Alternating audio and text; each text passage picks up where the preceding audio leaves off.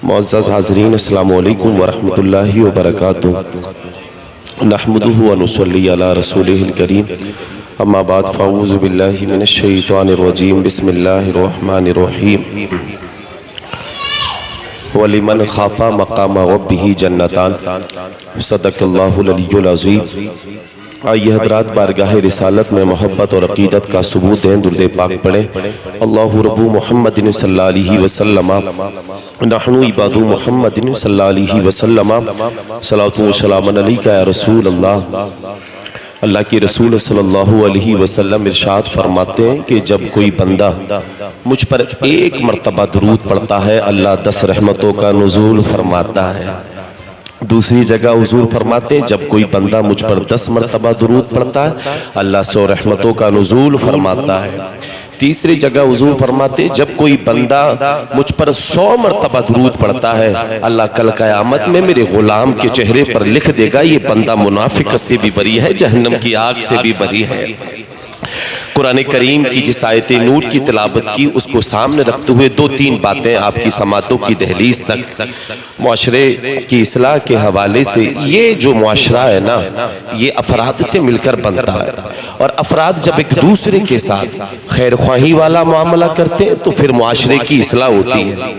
लोग एक दूसरे के साथ वक्त गुजारते हैं, और जब वो एक दूसरे को देखकर वक्त गुजारते हैं, यार फिर तकाजा ये होता है कि सामने वाला मुझे सलाम करे तो मैं उसको सलाम करूंगा, सामने वाला मेरी ताज़ियत करे तो मैं उसकी ताज़ियत करूंगा, सामने वाला मेरी तीमारदारी करे तो मैं उसकी तीमारदारी करूंगा, सामने वाला मेरे बाप के जनाजे में शिरकत करे तो मैं उसके बाप के जनाजे में शिरकत करूंगा। मेरे साहिबो, जब लोगों की सोच इस तरह की होती है तो फिर नफरतों को उरूज मिलता है, मोहब्बतों का खात्मा होता है। लेकिन जब लोगों के बीच रब रसूल की जात आ जाती है तो फिर नजरिया ये होता है यार उसने मेरे बाप के जनाजे में शिरकत नहीं की थी, मुझे शिरकत करना है, इसलिए कि मेरे रसूल की हदीस है जब कोई मुसलमान अपने मुसलमान भाई की नमाज़े जनाजा में शिरकत करता है, अल्लाह एक ओहद पहाड़ के बराबर सवाब अता करता है।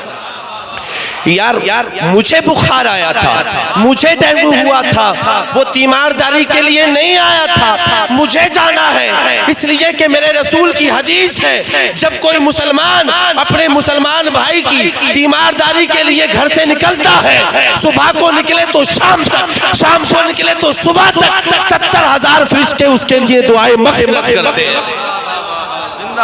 यार वो मुझसे हाथ नहीं मिलाता, मुझे हाथ मिलाना है, इसलिए कि मेरे रसूल की हदीस है जब 2 मुसलमान आपस में मुसाफा करते हैं और जब दोनों के हाथ जुदा होते हैं, अल्लाह जुदा होने से पहले पहले दोनों की मग़फ़िरत फरमा देता है। हर मामले में दिखावा, हर मामले में रियाकारी। याद रखना, मुआशरे की इस्लाह के लिए तरह तरह की टेक्नोलॉजी इख्तियार की, मार्केट में तरह तरह के ताले आ गए ताकि इस्लाह हो जाए। अब लोगों ने इस्लाह के लिए अपनी छतों पर, घरों पर कैमरे लगवा लिए ताकि सारा रिकॉर्ड कैमरे के अंदर कैद हो जाए। लेकिन इस्लाम बड़ा प्यारा मज़हब है। इस्लाम की खूबसूरती ये है, तकरीबन आज से 11 साल कबल अमेरिका के अंदर 1 घंटे के लिए लाइट में फॉल्ट हुआ, लाखों डॉलरों की चोरी हो गई। लेकिन इस्लाम कहता है कैमरे खराब हो सकते हैं, तुम सबको बेवकूफ बना सकते हो, तुम डर जाओ उस रब से जिसके हवाले से तुम्हारे रसूल पर नाजिल होने वाली किताब कहती है ला ताखुदहु सिनतु वला नौम, तुम्हारा रब वो है जिसे न कभी नींद आती है न कभी ऊँघ आती है। जो लोग लोगों को दिखाकर नेकियां करते हैं ना, वो वक्ती तौर पर नेक होते हैं, तन्हाइयां उनकी खंगाली जाए तो बड़े मसले खराब होते हैं। आला हजरत से पूछा गया कि हजरत नेक किसे कहते हैं? क्या खूबसूरत जवाब दिया। बरेली के इमाम फरमाने लगे जिसकी तन्हाइयां साफ सुथरी हो वो नेक होता है। लोगों के सामने तो सभी नेक होते हैं। नमाज पढ़ने वाले को शरीयत ने नमाजी कहा है, नेक नहीं। हज करने वाले को शरीयत ने हाजी कहा है, नेक नहीं। ज़कात देने वाले को शरीयत ने सखी कहा है, नेक नहीं। हजरत नेक कौन? जिसकी तन्हाइयां साफ सुथरी हो। लोगों के सामने तो सभी नेक होते हैं, हजरत जुनैद बगदादी रजी अल्लाह अन्हु अपने मामा जान श्री शक्ति से मुरीद होने के लिए गए ना। आज तो हमारे यहाँ ये भी दावा किया जाता है कि पीरे कामिल नहीं मिलता। मैं कहता हूँ कामिल मुरीद ही नहीं मिलता। मुरीद का तस्वुर ये होता है कि कोई ऐसा पीर मिल जाए, वो ऐसा वजीफा बता दे कि शाम को पढ़ूं तो सुबह चारपाई के नीचे नोटों की गड्ढियां निकले। तो हमें पीर भी वैसा मिला करते हैं, इसलिए कि साहब अमाल का दारो मदार तो नियतों पर है। लेकिन नियत अगर अच्छी हो और मुरीद का ये तसव्वुर हो कि पीर की बारगाह में जाना है और वहां जाकर मारिफत इलाही का नूर हासिल करना है, जब ये तसव्वुर हो तो फिर पीर बायजीद बुस्तामी जैसे मिला करते हैं, फिर पीर मोइनुद्दीन अजमेरी जैसे मिला करते हैं, फिर पीर अब्दुल कादिर जिलानी जैसे मिला करते हैं, और फिर पीर मेरे पीरो मुर्शिद हुजूर ताजुश शरिया जैसे मिला करते हैं। अब वो मुरीद का ये तसव्वुर ही नहीं है। बस 2 मिनट में पैगाम ले लें। तो जब मामा जान से मुरीद होने के लिए कहा हजरत कोई वजीफा बता दें, श्री शक्ति ने कसम खुदा की क्या जवाब दिया था। कहा बेटा ज्यादा लंबी चौड़ी रातों में इबादत करने की जरूरत नहीं है, पूरी पूरी रात कुरान पढ़ने की जरूरत नहीं है, पूरी पूरी रात नफल पढ़ने की जरूरत नहीं है। पढ़ो तो अच्छी बात, लेकिन 2 बातों को गांठ में बांध लेना, और यही 2 बातें आपको जश्न गुस्ल वरा से अपनी गांठ में बांध कर लेके जाना। कहा क्या? कहा एक अल्लाह देख रहा है, जोर से बोले, और एक अल्लाह हमारे साथ है। सारा दिन तो इसी के अंदर आ गया। रात की तारीकी में जब ये नफ्स दावत दे कि मोहल्ले वाले सो गए हैं, सारी बस्ती सो गई है, फला औरत ने जिना की दावत दी है, तो इसका बाइकाट इसी जुमले से करना है। यार कोई देखे ना देखे, अल्लाह तो देख रहा है। जब हजरत यूसुफ को जुलेखा 7 तालों के अंदर ले गई ना, उसने यही तो कहा था यूसुफ 7 ताले हैं, मैं हूं, तू है, तीसरा कोई नहीं है। हजरत यूसुफ ने यार क्या खूबसूरत जवाब दिया था, दिल की तख्ती पर नोट करने के लायक है।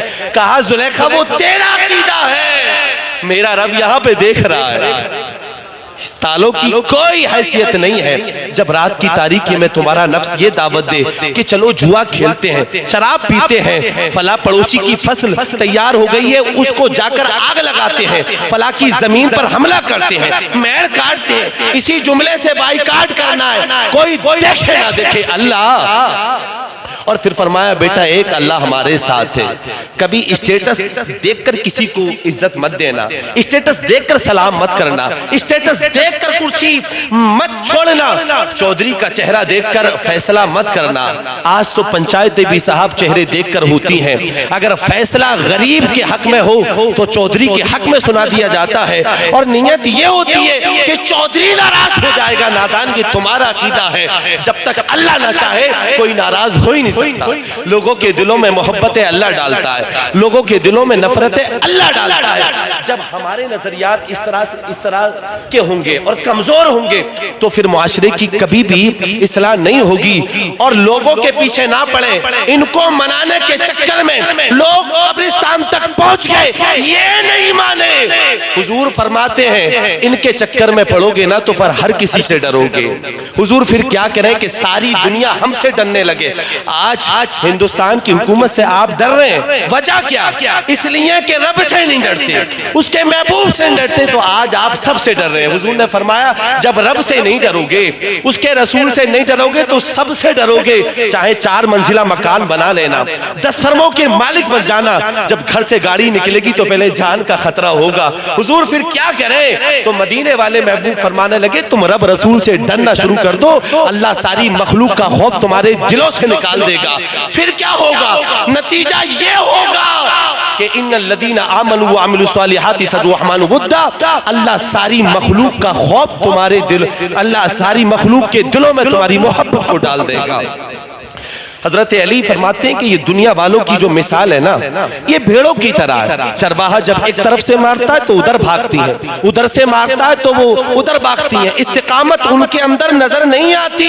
ए अली आप तो बाबुल इल्म है, अल्लाह ने बड़ा इल्म आपको नवाजा है, कोई ऐसा नुस्खा बता दे कि मोहल्ले वाले हमारे हो जाए, इलाका हमारा हो जाए, मुल्क हमारा हो जाए। कसम खुदा की हजरत अली ने क्या खूबसूरत जवाब दिया था। कहा कुरान करीम की इसी आयत को पढ़ लो, वली मन खाफा मकाम रब्बिही जन्नतान, जो अल्लाह के सामने खड़ा होने से डरा, पीर के सामने नहीं, इमाम के सामने नहीं, मुरीदों के सामने नहीं, जिसका ये तसव्वुर हुआ कि अल्लाह के सामने खड़ा होना है। फरमाया वलिमन खाफ मकाम रब्बिही जन्नतान, जो अल्लाह के सामने खड़ा होने से डरा अल्लाह उसे 2 जन्नतें अता करेगा। गौसे आजम की 11वीं मना रहे हैं ना आप देखें, सदियां गुजर गई, हम चले जाएंगे लेकिन 11वीं खत्म नहीं होगी। और अल्लामा कारी इकबाल साहब ने ये जो तरीकाकार इख्तियार किया है, कसम खुदा की ये चले जाएंगे एक दिन, लेकिन ये तरीका खत्म नहीं होगा। इसलिए कि औलाद को ये सबक याद होगा। मेरे अब्बा 11वीं शरीफ बड़ी धूमधाम से मनाते थे और उलामा को बुलाते थे। वजह क्या? वजह यही है कि आखिरी सबक सुने। सैयदना सरकार गौसे आजम रज़ी अल्लाह अन्हु की वो जात है कि जिनके तकवे की तस्दीक इब्ने तैमिया ने दी थी। आखिरा वक्त है और सहने काबा में पड़े रो रहे हैं और क्या कह रहे हैं, ए अल्लाह अपनी जिंदगी का हक मैं अदा नहीं कर पाया, मुझे माफ कर दे।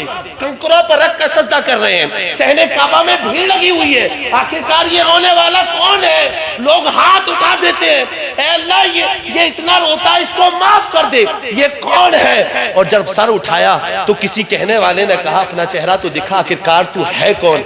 जानते हैं ये रोने वाला कौन था?